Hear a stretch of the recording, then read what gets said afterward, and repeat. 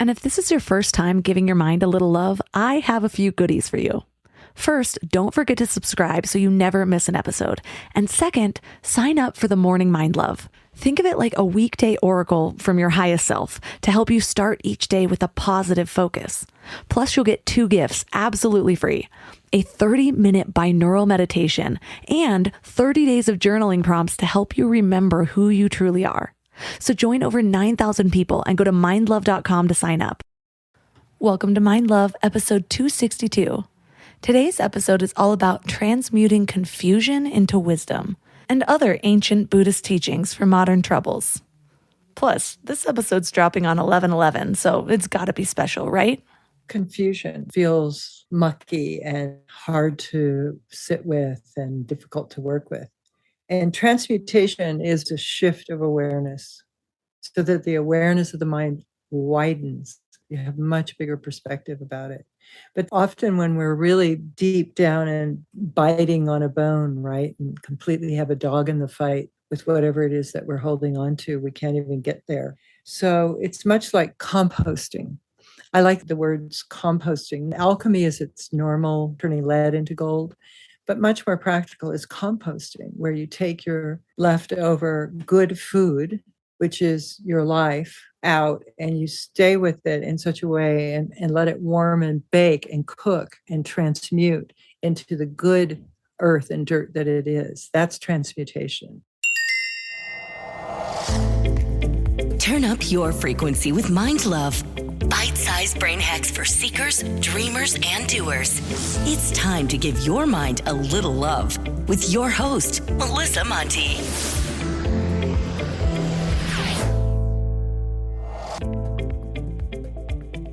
If this is your first time giving your mind a little love, don't forget to hit the subscribe button. Mind love is a habit, and the more you give your mind that love and intention, the better you'll feel about yourself and your life. Plus, it's really a win-win because more subscribers means Mind Love attracts even more amazing guests to bring you their wisdom. So don't forget to subscribe. I keep finding that the more we go back to our roots, the easier everything becomes.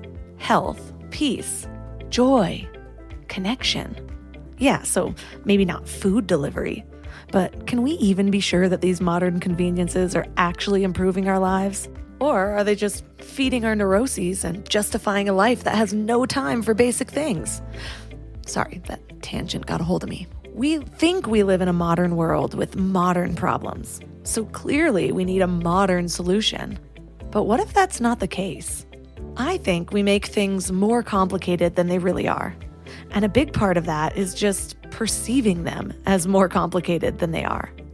Have you ever felt completely overwhelmed by something, only to finally stop procrastinating and sit down and plan it all out, and then suddenly it doesn't feel so complicated anymore?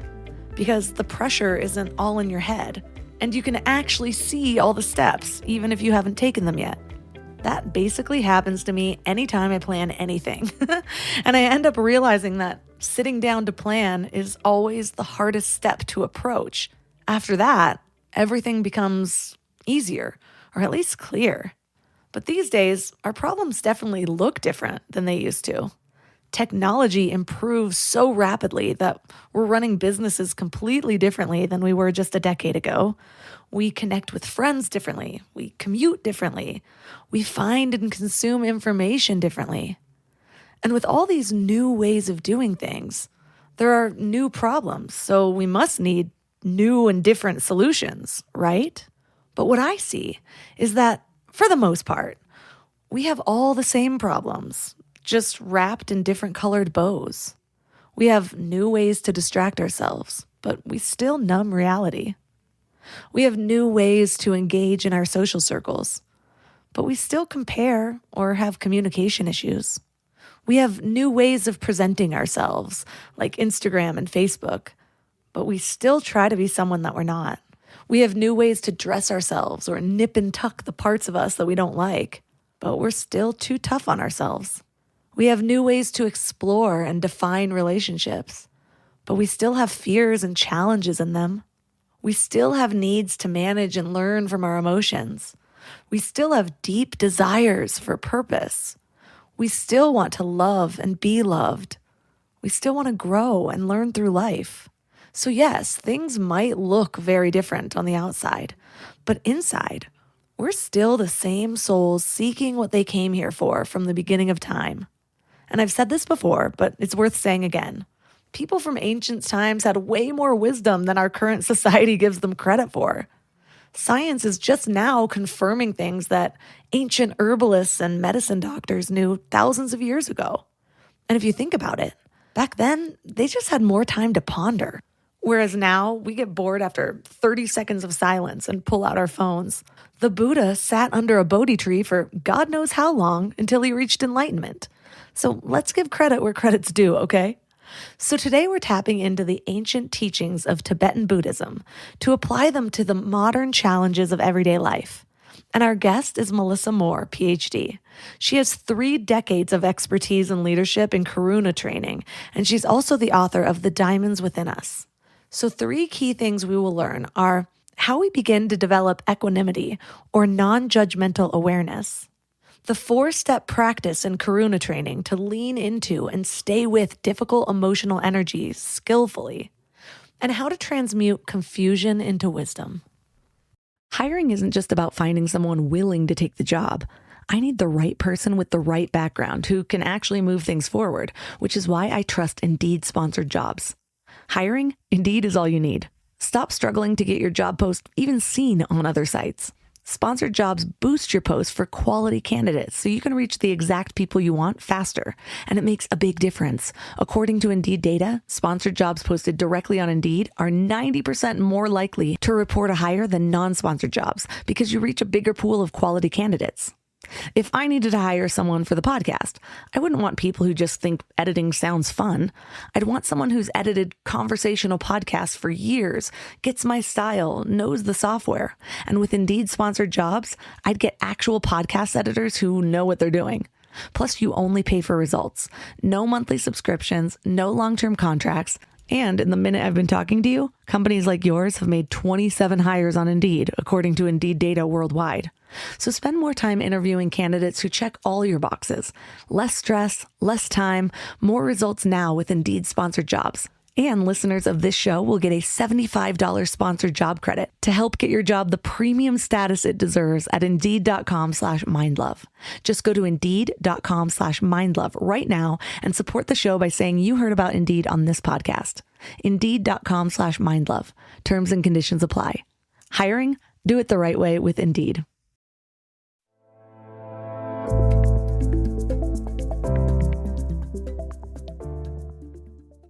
And now let's welcome Melissa Moore to the show. Thank you. Thank you for having me.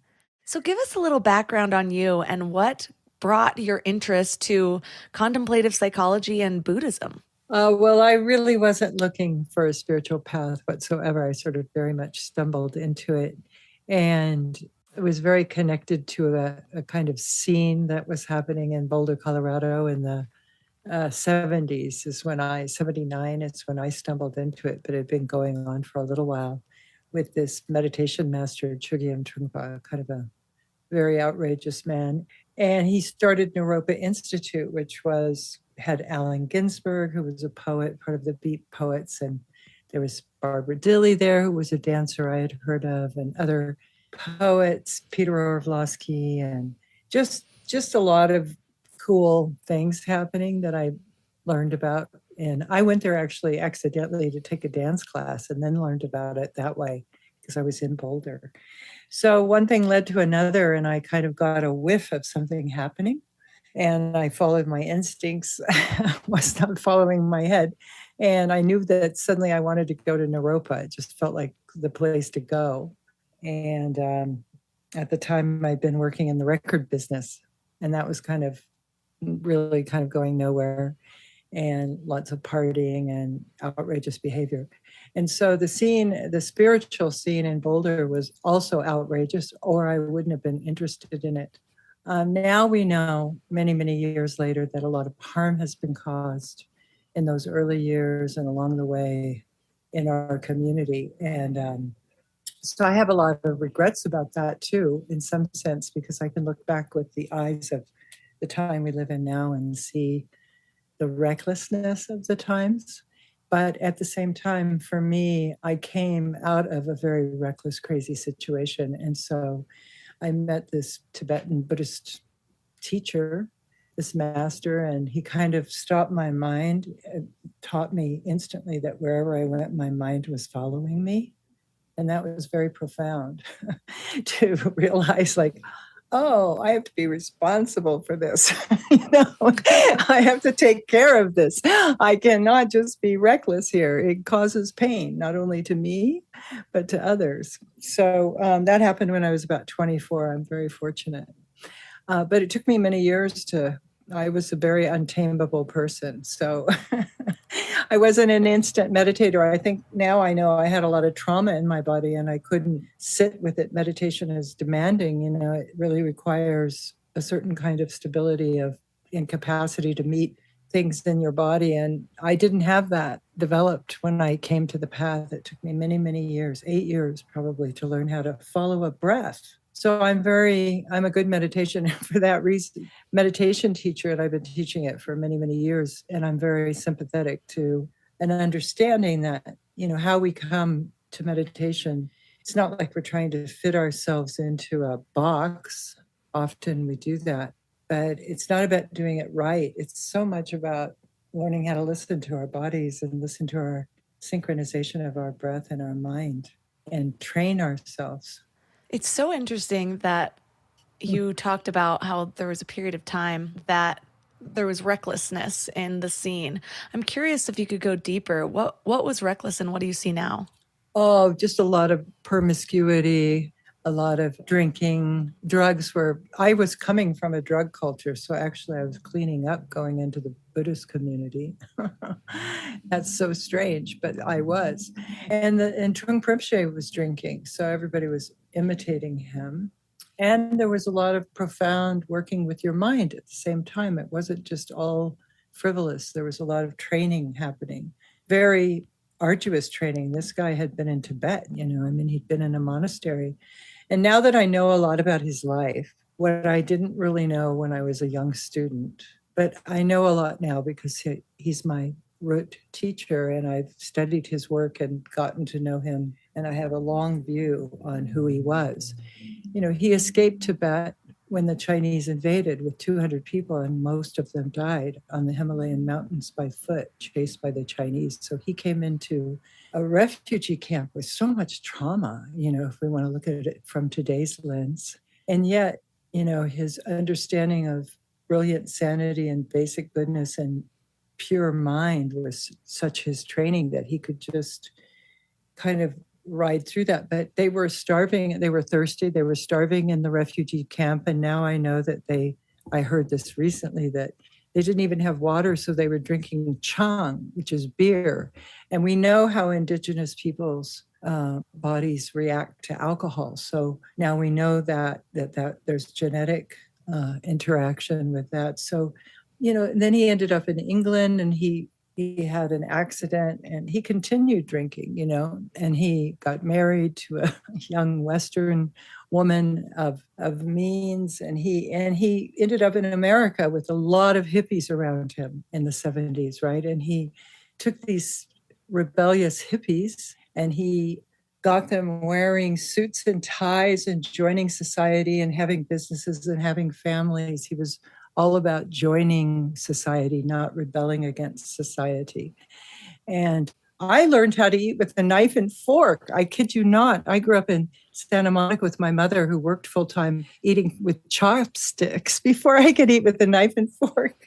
And so I was like, I've never had sit-down dinners or anything. And suddenly I learned like a certain mindfulness of your life, right? The rituals of your life, the dignity of your life, the daily patterns of your life. He was in the midst of all this craziness. There was all that transmission happening too. So you can't say it was all reckless, but there was recklessness because we regarded everything he did as sacred. And, while I'm not realized enough to know what's true, for me, the medicine worked. But for others, I understand that there was harm and I feel bad about that. I think about that all the time from my compassion practice.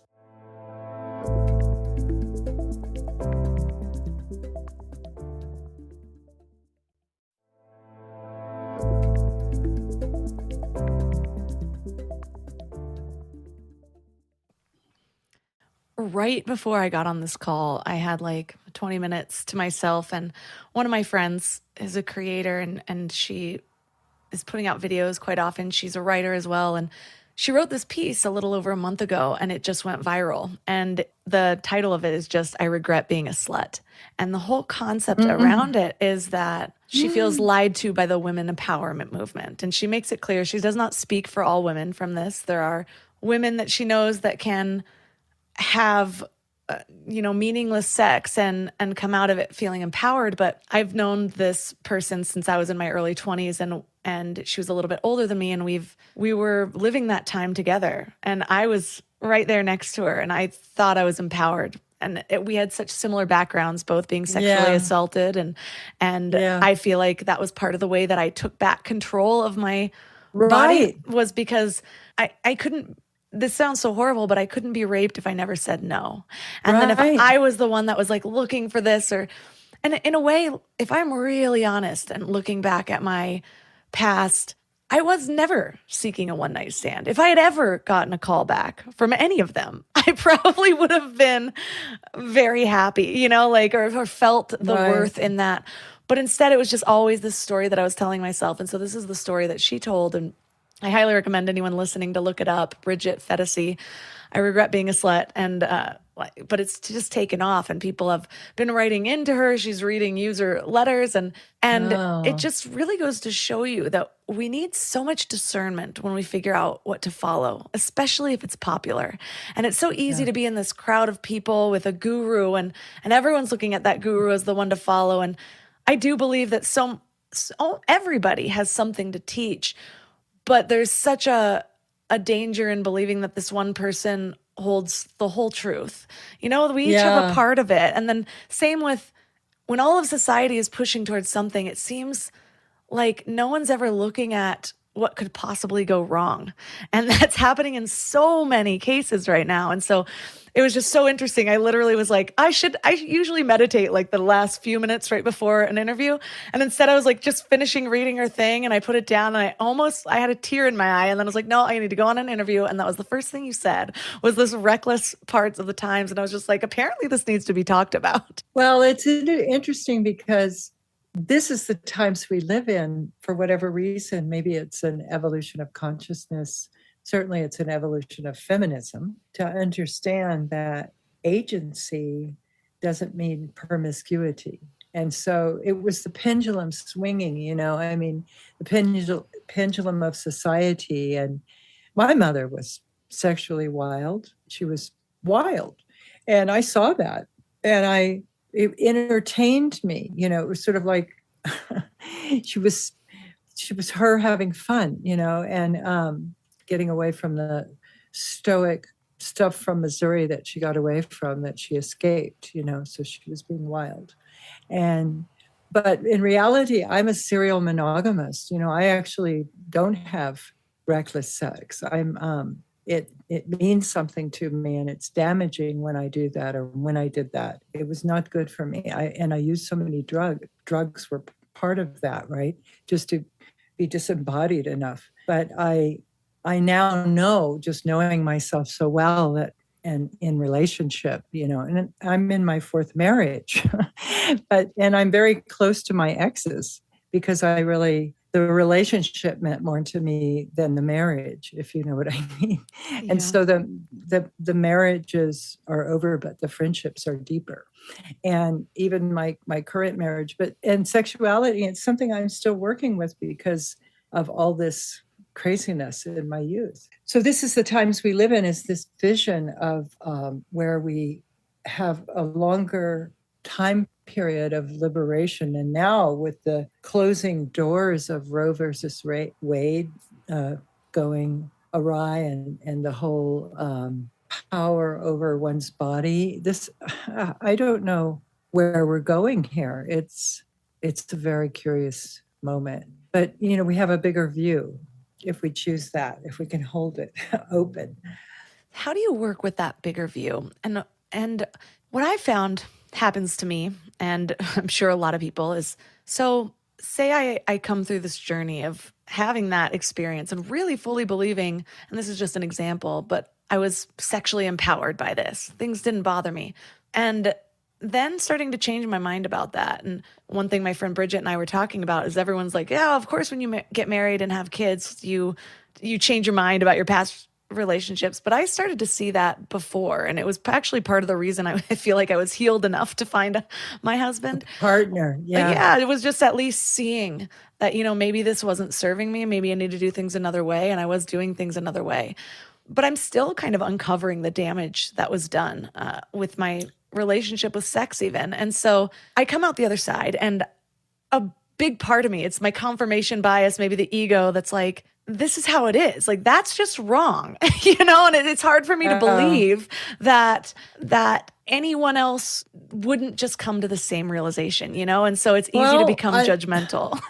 Yeah, it is. It is. But, it's funny that you say this, because I have a very dear friend who's young, and she's polyamorous with her partner, and they date other couples. And that has been, and she goes, I can't believe you're shocked about my sexuality. And we're talking about the long view of things, because everything is based on consent. And it's very different. It's like a real choice. I don't know the end story of all of it. So, but some people have more of a sexual appetite. So I think there's a range and a choice and a consciousness that you can develop around this. I spent some time in the polyamorous communities. One of my good friends and neighbors was all about it. Yeah. And my husband and I were even talking, like, maybe this is another way to open ourselves up, and to maybe we're just kind of closing ourselves in. And I was really contemplating that for a couple of years and spending time with a lot of people. And by the time I was out of it, I was like, I feel like everyone's lying to themselves. It happened again. My friend who introduced me to it, she ended up breaking down one night, and turned out a big reason for her doing that was because she didn't really feel worthy enough to secure one person. And again, this is all anecdotal. And so it's just all my anecdotal experience is just maybe it's worth exploring. Maybe this is something that I don't know, meant for that opening up. But and then one of the people that I followed at the time, Aubrey Marcus, was all about it too. And then he ended up kind of having this realization. And now he looks back and he's like, that was one of the unhealthiest periods of my life. And so It is just interesting. But the question is less about is that right or wrong, and more about when you're going through something and you have such a stark realization, it's just so easy to fall into the trap of thinking, well, this is the only way. And all the experience that I keep being presented with is confirming this. But I know that everyone's experience is different. So how do you kind of jump into the non-judgmental awareness? Well, that's great, because that brings us back to contemplative psychology, because the work is just awareness and perspective, right? And so the reason why we meditate isn't because it's a groovy thing to do. It is a great thing to do, but and a lot of people use it for all kinds of reasons. But the meditation that I teach is opened eye, present moment, synchronization of our body, breath, and mind, which allows for a certain intelligence to dawn. A wider intelligence, a more broad perspective that allows for a both and perspective instead of an either or binary. So that's important. And so that means working with emotions. Like, some of us are different in our reaction emotions. Some of us have long ago learned how to deaden emotions, don't feel anything. Some people feel everything and they think everything's their fault. So we have to be on some spectrum and understand where we are with our emotional radar and how we go into interaction or reaction with people. Your last podcast was very interesting about attachment and all of that. So much of that can easily map onto contemplative psychology, but an understanding of our biases and how we've been conditioned in how we grew up, and also how we live our life, how we get into patterns and rituals of the same kinds of concepts, like I'm not good enough, or nobody loves me, or whatever it is, are some of the negative ones, but there's also pride, and there's And so we study this kind of things, how these things arise in us in our relationship in a group. What it does is kind of breeds a sense of humor because we're all doing it, And the other is that it widens our mind to see, like, we don't have to follow every thought we have down the rabbit hole of solidity. We don't have to glam on and say, that's what I think, that's who I am, and that's what I believe. We could actually open up the space and go, oh, there's so many possibilities happening here. And my heart will close if I decide one way or another. So how do I stay open and compassionate? Because there's so much pain in the world. People are in such reaction, really. When we get beyond ourselves and we open up to others, we start to see, oh, there's so much pain and reaction going on, And if we stay in equanimity, then that really brings a lot of balance and peace to the world. It's actually very residual. I believe that it's helpful. That is such a profound way to look at it. And I don't think anyone's ever voiced it in that way of, if I identify with this one thing and then my heart closes. Yeah. And there's something about that resonates with me. It's probably something I will use for the rest of my life because I hope so. So Good. Often. Mind love. Yes, exactly. And so Mind often love. though, I feel like my whole past has been like this search for truth. And it started because of my religious upbringing that I just found a lot of holes in. And I was like, I feel like there's something more. And so I'm like, I need to find the truth because this has been given to me as the truth. Yeah. And what I find as the wiser I get, as I open to spirituality, that the one truth I feel like is just love. Like, I don't know how deep in the spirit. It's like, that's the truth and everything love else is true. Love is true. Subjective. We have such an endless resource of love in us, but only if we're open. Yeah. And only if we stay with wide mind. Because otherwise we get so narrow and fuck this person and fuck that person. So it's just like, we get into the solid territory of me and I don't like what that publican has to say or whatever it is. And it's so narrow. You can't breathe. We can't breathe. We wall off ourselves. Why do you think we have such this visceral reaction and we feel so closed when so many times the things that we're arguing over are things that literally do not affect us? For example, it does not affect me how other people engage in their relationships. But because of my life experience and what I've seen, which is a very limited perspective, right. I am aware of that.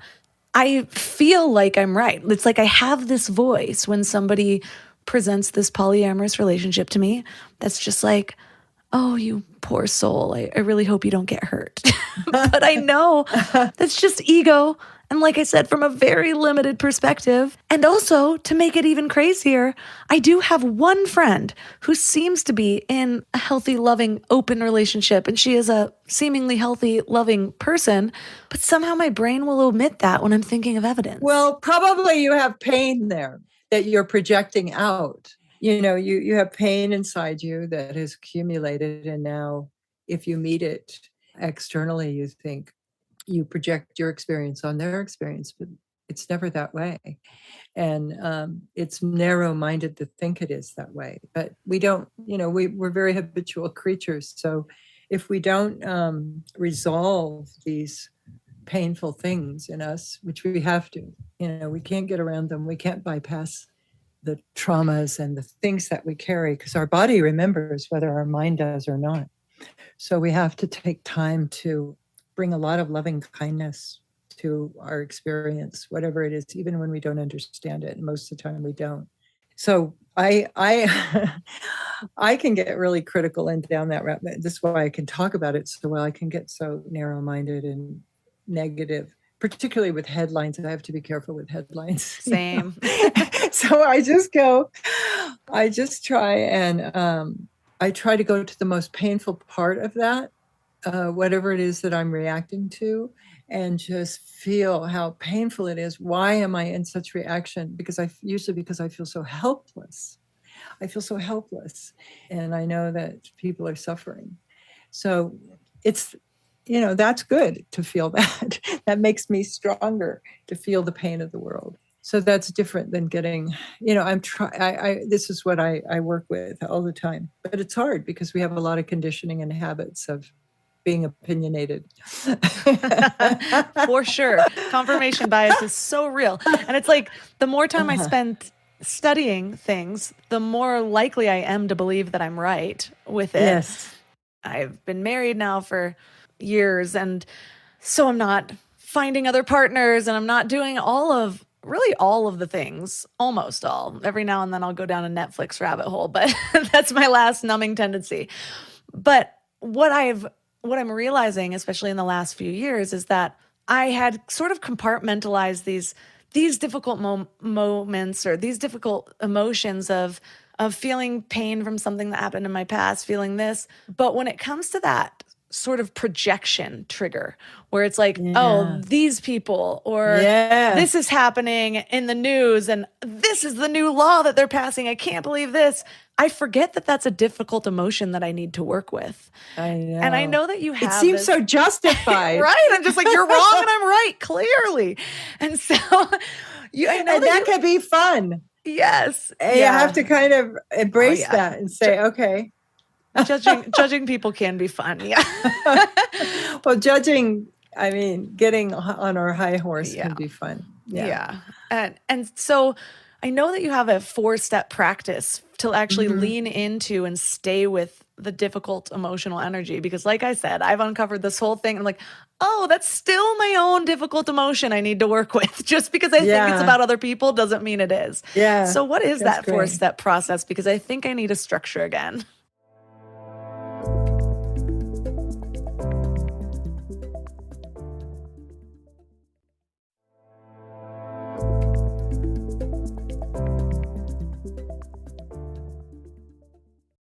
I know that you have a 4-step practice to actually lean into and stay with the difficult emotional energy. So what is that 4-step process? Because I think I need a structure again. Okay, so in the beginning, we have to come present and begin to identify just whatever energy is going on in our body. So instead of usually when we have an emotional reaction or when we're pointing the finger at others, we're in our heads, and we're thinking about things, and we've already skyrocketed into opinions and all kinds of theories. But so the first step is coming really present and really kind of doing a body scan to see where in my body is the energy pooling. Often it's several places, but we can usually pick one place in our bodies where we might feel something, that's prominent. Like if we're getting angry, we might feel it in our throat, or we might feel it in our gut, or we might feel something in our heart, wherever it might be, our head. People are different. So wherever it is, you identify. That's the first step. And you're present with it. You're not trying to label it. You're not trying to fix it out. You're not trying to push it down. You're not trying to act it out. Those are the options. If you act it out, you're just adding fuel to the fire. If you're suppressing it, you're not listening, right? So it's identifying the energy. Like it might just be a sensation, or you feel like you can't breathe, whatever it is. Usually this can be very hard for people, this first step, because people are so disembodied. So we spend a lot of time in Karuna really finding where in our bodies can we feel the energy. Step 1. Step 2 is we become very curious about it. We hold it with absolute loving kindness and get curious. It's like if you found a baby bird on the ground and you picked it. Recently, we found a baby squirrel, actually, that had fallen out of its nest my husband so lovingly went and looked on the internet, and then he found out you put it in a warm blanket and put it in the bottom of the tree. If it's still breathing, maybe the mom will come get it. And we did that. So that's how you hold these emotions, with this incredible, loving, tender care. And it's the opposite of what you would normally do, because believe me, I've been fighting squirrels all summer with my garden. So this is like moving close. The second step is moving close to the energy, being so loving and curious about it, and putting a container of loving kindness around it. And then the third step is when you bring that much attention to the energy, energy is dynamic by nature. It moves. It's not stagnant. It's always moving and it's impermanent and it changes. So you bring it intentionally to your heart to wizen us, to bring it to awaken us, to bring the full wisdom of what's true about whatever it is we're feeling to inform us. We don't even have to figure it out in our head. Just bring it into the heart. The heart is much better brain than this one. So we let it permeate us. And then we purposely, when we're ready, doing this on our own time, we notice where we are in the room, bring ourselves present, and allow the space to just receive and dissolve and come back to the present moment, and just know that we don't have to figure everything out in our head, that we can work with the wisdom of energy through our embodied presence and love. I love the idea of bringing it to your heart in order to receive the wisdom. Little things like that get me. Those are the things that stick with me. I'm like, okay, now move it to my heart. But why? Oh yeah, the wisdom. And we think that, we have to get rid of our anger. Anger is there for a reason. It's how we say no to ourselves and to others. We need to say no, right? You have a toddler. You have to say no. I need to learn how to say no. Come back to me in a few years when he's a little less cute, and then I'll have said no. But one thing I do resonate with is I remember doing a breathwork ceremony years ago, and it was a heart-opening breath work where you breathe into your belly and kind of move it up, and we did it for like an hour. Oh, yeah. And I felt this very clear opening, and I just started sobbing.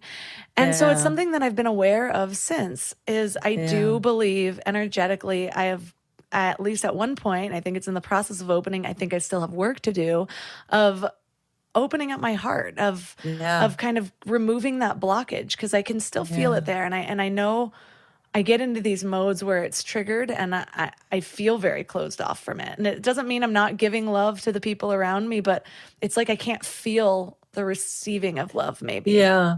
Well, one thing is we have to look at our daily rituals, because I'm really a big believer that we're not resourcing ourselves enough on a daily basis to meet the challenges and the information that we're holding.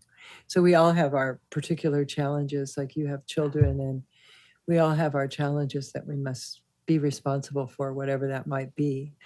So there's those duties. But then there's the duties of the world that we're facing right now, and the changing times that we live in, and the fact that the truth that the immigration issues that's why we see all these right-wing heavy leaders showing up. It's because of borders. It's all about immigration and borders, because people are coming because of the hurricane that's going on in Florida right this moment. And so we must be collaborators with the energies of this world, and we must learn how to live with them, because they're not going away. We have to be stewards now. And I feel very strongly about this, and I feel it's maybe the most important part of what we're working with to prepare for the times that we're living in. It's not the 80s anymore, we're in a very different time. So this is on my heart a lot, and I'm really looking for ways to find.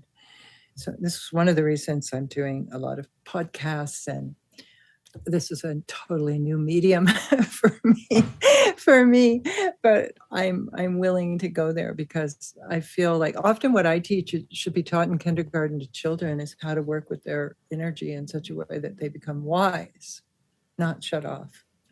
How would you teach that to a child? Oh, well, I would, like, when a child has pain, I would get them to describe it to me. Where is it in their body? What do they feel? What's going on? And can we make a place for that and have it be our teacher? Can we be close with that energy? And I would teach them to learn how to relate to their bodies as teachers and open up to the world, and understand that emotions come and go, and that we need to feel them, not suppress them, and not act them out either when we're angry. When a kid's angry or something, and then that's a time to really get them to feel their anger. But you have to have good communication skills, and sometimes kids are very different. They're can be very ADHD. I mean, my neighbor's child who was born during COVID, I really believe the masks were really an issue for people. Studies are proving that what everyone was screaming right when it was happening, and everyone called them crazy or focusing on the wrong thing. And now it is very clear. Every study shows that the kids that were masked are a year behind. Yeah. And that whole thing. So the verbal thing, but I think, my neighbor's child, she's so kinesthetically awake. Like this child is in her body and moving and moving. And I said, okay, then we have to learn to communicate like that, right?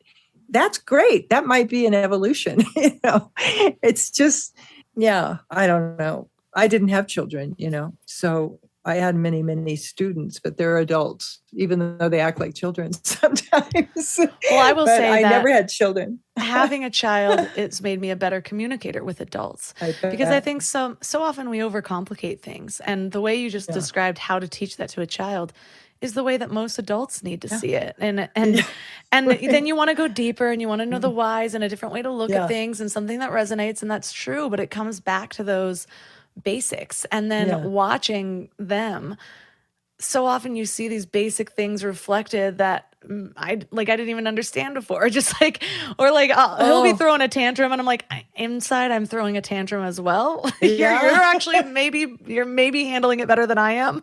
I'm just getting passive aggressive. At least you're screaming. One time I did this program in Spain, and we had a children's version of it. And we were out doing these Maitri postures. If you read my book, we take different postures, and it teaches you about space awareness and the different energies of each of the elements of space and water and earth and air and fire. So we were doing these things, and then the children had their own daycare situation. But I have to say the kids became the absolute teachers with the elements. They understood them so much better than the adults. It was amazing. They were able to they got all the adults playing in the mud one day and just, the direct play of it and the direct access to elemental energy. I think children really have a handle on that. So, well, since we're there, give us an intro of what elemental energy is and how it can help us or how we can practice with it. Well, we use an ancient mandala that comes from Tantra tradition called the Five Buddha Family Mandala. And this was offered to Western students by Trungpa Rinpoche to work with this notion of space awareness. So the outer aspect of the elements, outer aspect of this mandala are the elements. In the center is space, and everything arises from space and dissolves into space. So it's the birthing place and the charnel ground of life. And everything is existing within it. And then you have in each direction, in the east, you have water, and that's a certain kind of energy. In the south, you have earth, and that's a certain kind of energy. In the west, you have fire, and that's a certain kind of energy. And in the north, you have wind. And so that's just a typical mandala. It's a little different in the Native American. It's a similar kind of, the medicine wheel is a similar kind of mandala. But we're not looking at our particular types, because there's also the inner aspect of this mandala has emotional energies. And the energies very much replicate the elements. So like water can get very cold, like cold anger. It can be, or hot anger. It can be boiling. It can be frozen. It can be boiling. It can be flowing. It can be very reflective, like a mountain lake. And its wisdom is mirror-like wisdom, the capacity to reflect things exactly as they are, like water can. That capacity of mind to reflect accurately is the wisdom. So that's the mind aspect. So we study the elemental body, the energetic speech, the energies, the emotions, and the mind transformation, how that happens, the transmutation of confusion into wisdom. And so knowing the elements is the basis. And this is what children know. There's nothing in the world not made of the elements from this. So and Trungpa Rinpoche once said, if we understood how all the elements work together, We would understand everything there was to know about karma. We would understand all cause and effect and the laws of that. And that is a very profound thing. So we have the capacity as human beings to communicate. We're not separate from the wisdom of the world. The wisdom of the world knows the cycles of the moon and the sun, and the trees know when to change, and birds know when to build their nests. We're part of that wisdom. And so we've delegated that a lot to priests and to rinpoches and to various therapists and various people. But we know it much longer than we've forgotten it. It's deep in our cellular knowing. So in Karuna, we work very hard to come back to that knowing by working with mandalas and doing these space awareness practices, which is just further mind training and heart training. And so say somebody had a deep emotion and they wanted to work with that. Is it more about just sort of tuning in and asking for the wisdom of what element that this pertains to? Or is it? No, not really. It's more studying over time and becoming familiar with energies. And so when you have a big emotion, you go right to the body and feel. There's nothing more to do. Get out of the head and get into the body and feel it, accommodate it, befriend it. Don't look for answers at all. That gets in the way. Don't worry about what element it is. Just be with the energy and feel it. It's got something to teach us through feeling.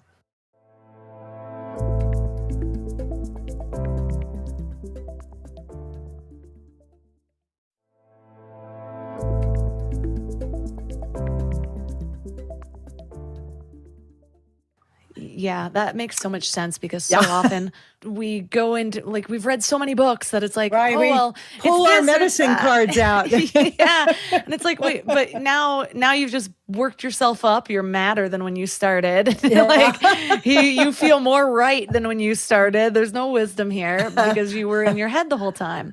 And exactly. So how do you work with a mandala then? I hear about that quite often. I've never done it. But is it just more of a meditation technique of kind of letting No, it's like learning that it's all a circle with the center, and there's always a mandala happening. Your household is a mandala, right?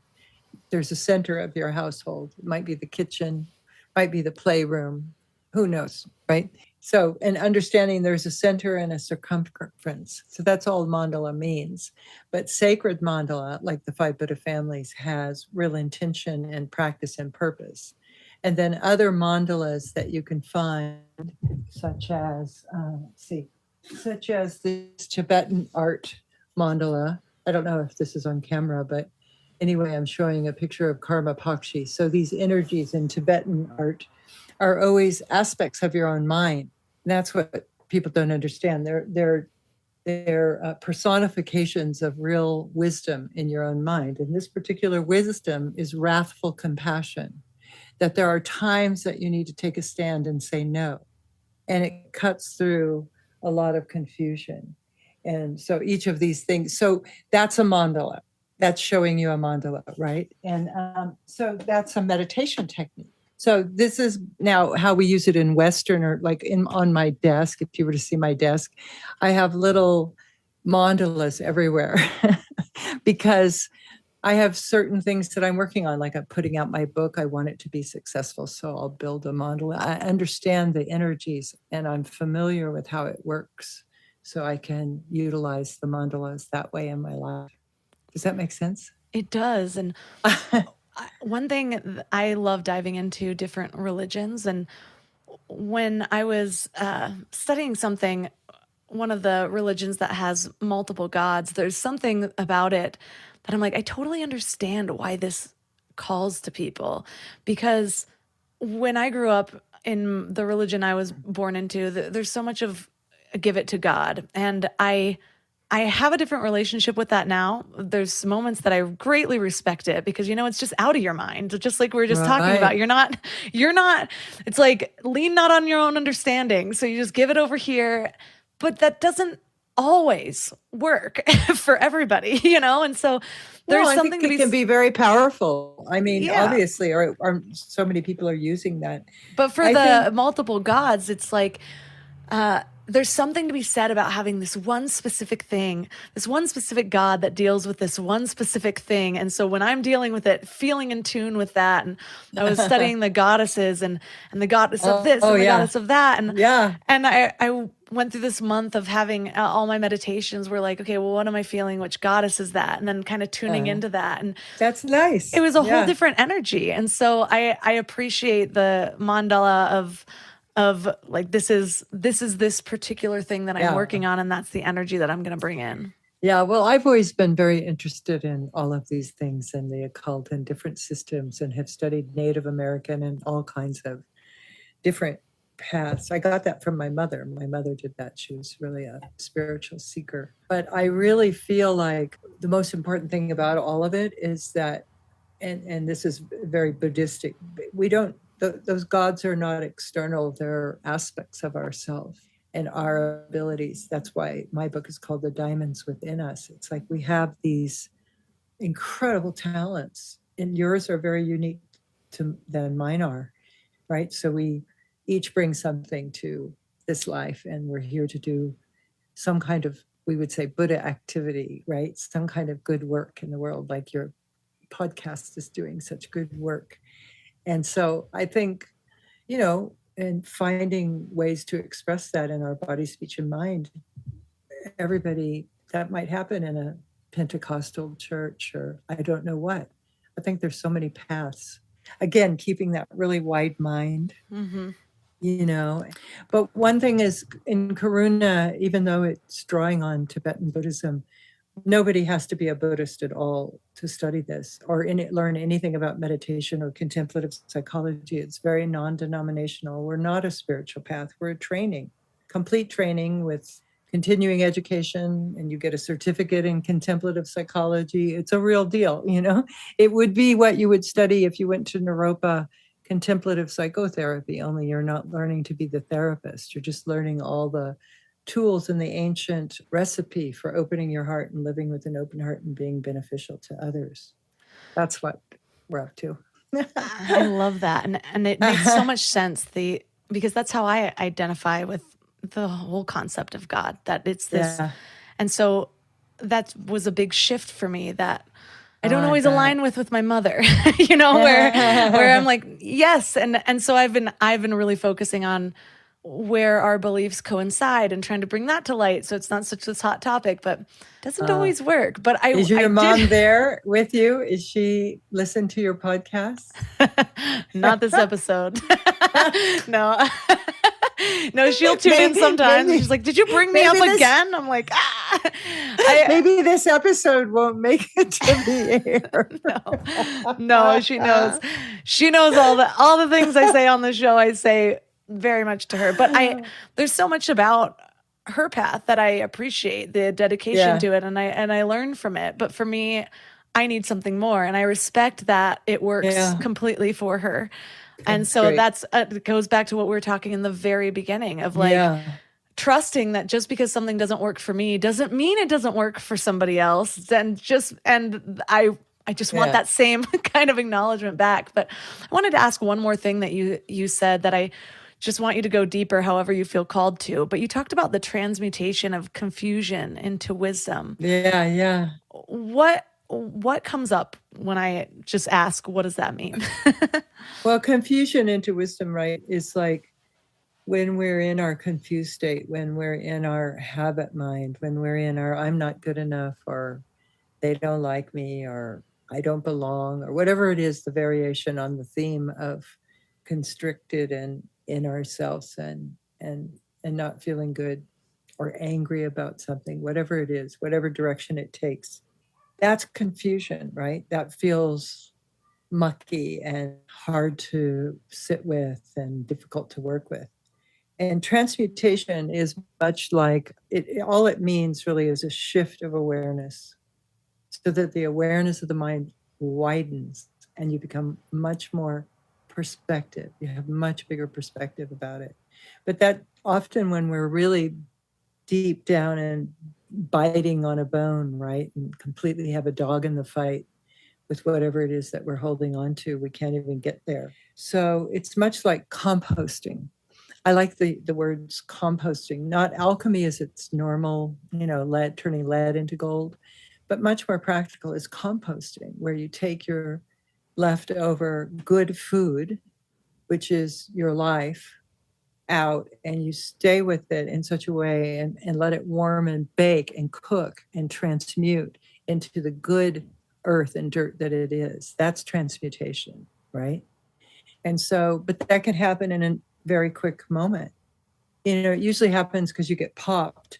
You're walking around. It can be very tiny pops. Like just this morning, I was in a real hurry. We had the contractor upstairs and I ran downstairs and I noticed every one of my kitchen cabinets was standing open. And I was like, okay, you can just see your mind, right? And just kind of, okay, I need to slow down here. This is silly, or it can be really big things that you've been holding on to. And suddenly you just get that you're just being an ass, or you're just, like a dog with a bone. So there's so many opportunities when we're dug in deep that we're in confusion, where things are confused. You don't know what to do with your child. You don't know what to do with your parents. You don't know what to do with, you have to make decisions, right? And you don't know what to do. Don't do anything. Sit with it. Be with it. It's so difficult, but practical. Yeah. And there's so much wisdom to be found in learning to sit with discomfort in general. And I don't think we realize how often the discomfort is just like internally created. We really want to project it onto everything around us. Your house isn't big enough. My kids aren't behaved enough. Don't make enough money. But most of the turmoil is actually just whatever our thoughts and our mind is coming up with about the circumstances.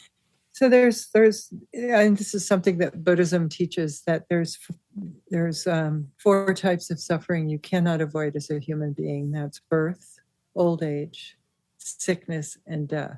Birth, old age, sickness, and death. Those come with the contract of being alive, right? And those are suffering. There's real suffering when death occurs, especially if it's a tragic death. Even though birth is always celebrated and there can be new beginnings are very hard and difficult and they cause pain. And old age or anything wearing out, whether it be the house, the kitchen sink, or our bodies, and death. I mean, birth, old age, sickness, and death comes with the contract. Then there's all the things we do to avoid those things. It's like the extra things we do, not to look old, not to making sure that we don't, it just goes on and on, right? All the ways in which we add a hat on top of a hat on top of a hat. We keep adding things that cause us a lot of suffering. So we always have to distinguish, what kind of problem is this really? And pain am I? Because like losing a child is real pain that has to be sat with for a very long time. There's just no answer to that tragedy, right? And so that's not neurotic pain. That's the truth of being human. So it's like that. That's how I think of it. I hope that's helpful. It is helpful. And there's so many things that we can work with from this episode and even more in your book that we didn't even get to touch on. So for listeners that are interested in learning more about you and your book, where's the best place for them to connect? It's at Amazon. It's available both in paperback and on Kindle as well in Audible. I read it, so it's also available that way. It all comes through Amazon, I'm afraid. I should make it available other ways. It's available in a few bookstores, but so very local. So, so that's the best way.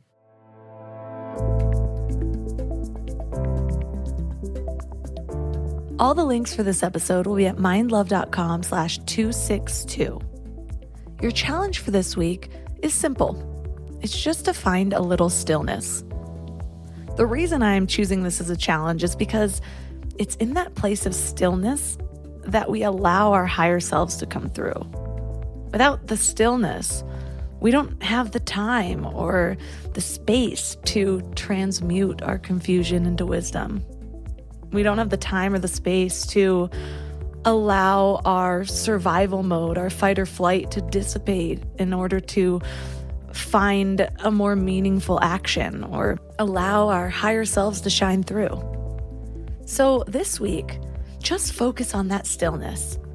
Whether you're carving out space for stillness or you're just taking a deep breath before you react, you are not picking up your phone when you have the first inclination, and instead just bask in the space around you. Feel your own energy. Allow yourself to reach boredom. I found that one of the best things I can do with my free time is to actually get comfortable with it. Get comfortable with the space. Get comfortable with the boredom. Because you never know what exists there if you're always filling it up with other things. And let me know how it goes. Maybe we can find some space together. Reach out to me on Instagram at mindlovemelissa. Instagram is where I share a little bit more about how I use the tools from Mind Love in my personal life.